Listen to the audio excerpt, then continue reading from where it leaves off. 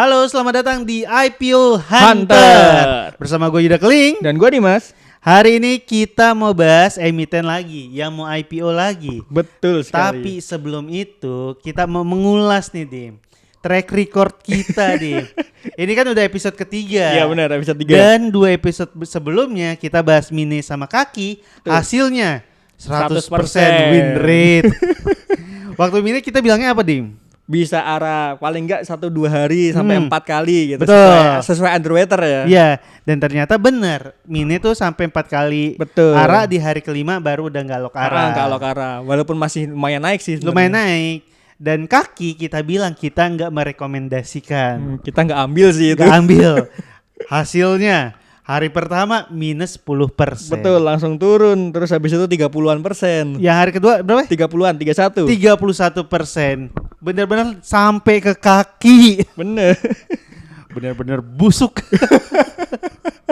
Astagfirullah. Tapi ternyata prediksi kita benar, Dim. Iya. Bukan prediksi, analisa kita benar. Kalau underwriter itu memang Seberpengaruh seberpengaruh itu itu dalam IPO. Betul. Nah, yang sekarang kita mau bahas kan nih soal permenan nih, Dim. Oh iya, permen. Emiten UP. Orang-orang pasti udah pada kenal ya. Iya. Apalagi anak-anak tahun 90-an itu masih wah. Ini Yupi emang idola kenal lah. banget ya. Apalagi Bener. UP paling suka UP apa? Yang burger sih, untuk burger. Oh, bentuk burger. Kalau gue tuh paling ini bahkan jadi riders gue kalau gue nampil stand up. Oh. Gue yang minta mana ini? UP Kiss. UP Kiss tau gak sih? Yang, Gak tahu itu. Yang bentuknya love. Oh ada. Oh iya yang kecil, Iya, yang dua warna, yang Ya, putih. belakangnya putih sama Pink. pink. Itu buat gue enak banget. Cuma makin sering dimakan makin mendekatkan diri ke diabetes ya. Wah, manis banget itu. Manis banget. Nah nih UP mau IPO setelah dia berdiri dari tahun 95. 1995 dia. Bener. Menurut lo gimana nih prospeknya? Kenapa baru sekarang ya? Kenapa baru sekarang? Itu dia kan IPO? malah jadi ada yang apa ya kok baru sekarang, apa mau exit atau gimana kan kita nggak jadi tahu ada itu. pertanyaannya. Iya. Kenapa baru sekarang padahal nih perusahaan udah terkenal Udah lama. dari lama. Udah dari 95 kan. Produknya juga dikenal sama banyak masyarakat. Jadi oh ya benar, itu sebuah pertanyaannya. Kenapa baru sekarang? Dari awal episode ini kita selalu bilang kalau underwriter itu sepenting itu di Betul. waktu IPO. Nah, si UP ini underwriternya siapa, Di? Ada dua nih. Ada dua. Mandiri Sekuritas sama CIMB. Mandiri sama CIMB. Track Betul. record mereka berdua gimana nih? Satu-satu ya. Oke. Dari Mandiri itu ada MDIY, Oke. ada Sinema, CNMA, Betul. Aman, AMMN, NCKL sama PGEO. Oke, dari 5 ini arahnya berapa kali? Nggak ada yang arah sih sebenarnya. Ternyata kurang Malu-malu kucing, jadi mau naik mau kurang menarik ya. dikit. Jadi kalau gue lihat data dari lu nih, Dim, MDIY itu hari pertama naiknya cuma 2%. 2%-an, bener. Walaupun sempat dibawa tinggi tapi Iya. jatuh juga. Bener. Closingnya emang hijau tapi sempet Turun dulu. turun dulu, ARB dulu, Terus naik. naik, Jadi balik kayak lagi. di bawah all time low dan all time high di hari yang sama. Benar. Sinema juga, Sinema lumayan lah ya, hari Lumayan. pertama 17%. Aman juga masih malu-malu. Aman juga cuma 3%. Jadi secara underwriter, Mandiri ini bukan underwriter yang menjanjikan arah di awal ya. Iya, tapi mungkin karena mereka termasuk papan utama sih. Jadi Oh. di bawah naik pun juga sebenarnya agak susah kan itu. Iya, size-nya gede-gede juga Bener. sih. Ini kayak misal PGO kan size-nya gede banget, makanya hari pertamanya cuma Bener, naik dikit lah. Enggak stabil Malah sempat naik tapi habis itu 875, tutupnya sama. 875 Bener. gitu.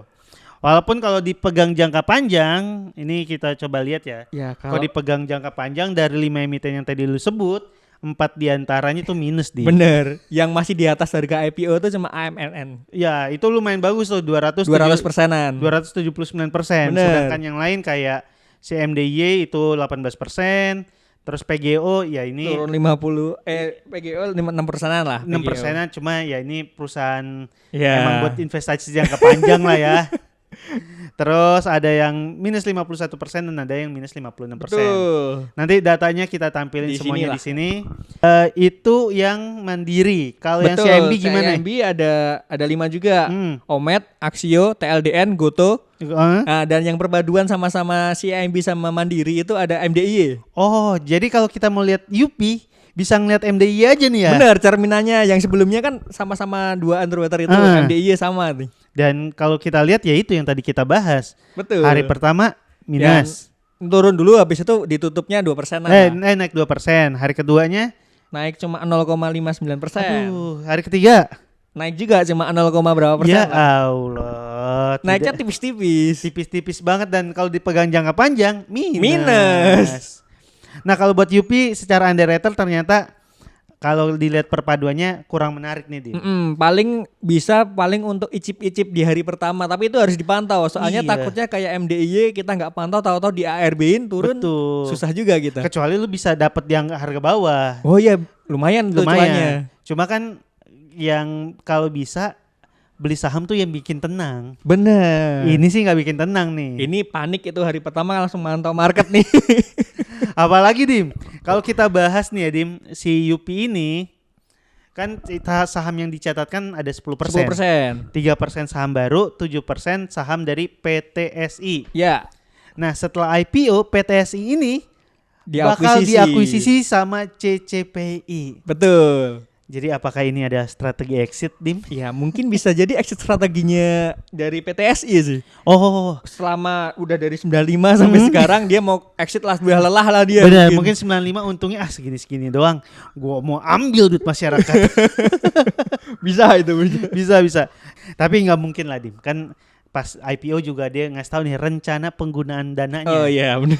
Buat apa, Dim? Sebenarnya rencananya tuh masih bagus ya untuk Masih bagus. pengembangan. Oke. Betul. Jadi 77% itu digunakan untuk keperluan pembiayaan belanja modal, Mm-mm. beli bangunan baru, pabrik lah, bikin Oke. pabrik baru. Sekitar berapa itu? 77% sekitar 400-an M lah. Oke, 400 miliar buat bangun pabrik. Terus 23% sisanya itu untuk modal kerja perusahaan. Oke. Nah, cuma kan ini IPO size 2,1 triliun, Dim. Iya. Itu kalau 437 tambah 23% paling ya 500-600 miliar. 600-an. Heeh. Nah, sisanya kita kurang tahu itu buat apa kan.